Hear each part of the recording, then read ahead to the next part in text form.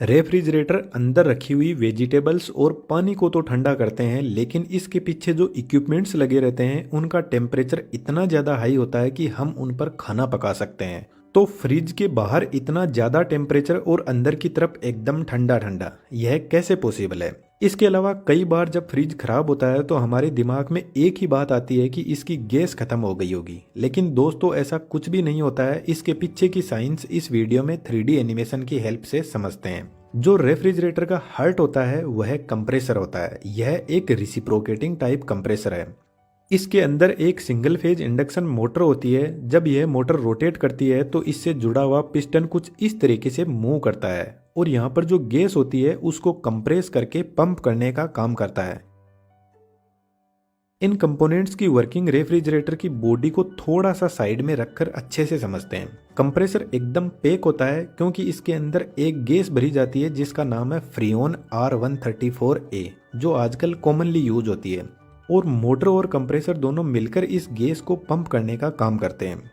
जब कंप्रेसर इस गैस को कंप्रेस करता है तो इसका टेम्परेचर 90 डिग्री सेंटीग्रेड तक इंक्रीज कर देता है और प्रेशर 8 बार तक बढ़ा देता है, और इस गैस को हम रेफ्रिजरेंट भी बोलते हैं।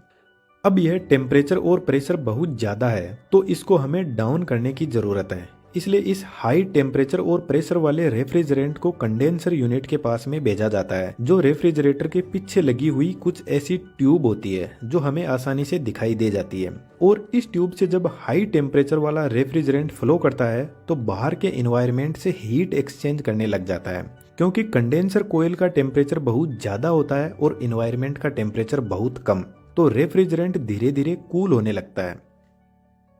कंडेंसर के ऊपर कुछ इस तरीके के सपोर्टिंग वायर लगे रहते हैं जो कंडेंसर को सपोर्ट भी करते हैं और रेफ्रिजरेंट को कूल करने में भी हेल्प करते हैं। क्योंकि यह कंडेंसर ट्यूब से टच रहते हैं तो कंडेंसर ट्यूब का टेम्परेचर कुछ इनमें ट्रांसफर हो जाता है और इन्वायरमेंट से यह हीट को एक्सचेंज करके रेफ्रिजरेंट को ठंडा करने में हेल्प करते हैं।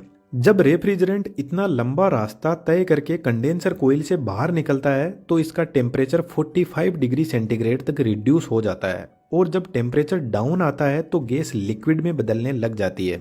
इसको थोड़ा आसानी से समझे तो जब हम पानी को गर्म करते हैं तो वह वेपर में बदल जाता है, और जब उनको ठंडा करते हैं तो वापस लिक्विड में बदलने लग जाता है। तो ठीक ऐसा ही इस गैस के साथ में होता है।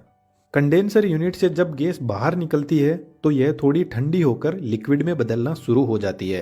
अब कंडेंसर यूनिट से निकलकर यह रेफ्रिजरेंट जाता है कैपिलरी ट्यूब के पास में। कैपिलरी ट्यूब कुछ इस टाइप का एक कॉपर की ट्यूब होती है जिसका डायमीटर 0.5 mm से लेकर 2.2 mm तक होता है, और इसकी लेंथ मैक्सिमम 5 मीटर तक हो सकती है। कैपिलरी ट्यूब एक थ्रोटल डिवाइस होती है जो हाई प्रेशर को लो प्रेशर में बदलने का काम करती है, और यही वह डिवाइस है जो रेफ्रिजरेंट को एकदम ठंडा भी कर देती है।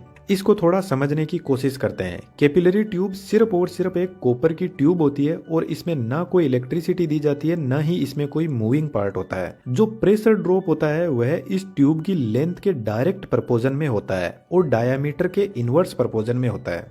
तो जैसे जैसे इस ट्यूब का डायामीटर कम होता जाएगा तो प्रेशर ड्रॉप बढ़ता जाएगा, और हम लेंथ भी इंक्रीज कर देते हैं डायामीटर के साथ में, तो प्रेशर ड्रॉप और ज्यादा इंक्रीज हो जाएगा। अब प्रेशर ड्रॉप का आपको सिंपल मतलब समझने की जरूरत है। प्रेशर ड्रॉप बढ़ रहा है मतलब प्रेशर का ड्रॉप जो है वह बढ़ता जा रहा है, यानी एक्चुअल में प्रेशर कम हो रहा है। तो जब रेफ्रिजरेंट इस कैपिलरी ट्यूब से बाहर निकलता है तो उसका प्रेशर ड्रॉप होकर 0.6 बार तक पहुंच जाएगा, और जब इतना प्रेशर का ड्रॉप हो जाएगा तो टेम्परेचर भी रिड्यूस हो जाएगा। तो जब इस ट्यूब के अंदर रेफ्रिजरेंट एंटर हो रहा था तो उसका टेम्परेचर था 45 डिग्री सेंटीग्रेड, और जब बाहर निकलेगा तो उसका टेम्परेचर -16 डिग्री सेंटीग्रेड तक पहुंच जाएगा। और जब टेम्परेचर इतना कम हो जाएगा तो 75% जो गैस थी वह लिक्विड में बदल जाएगी।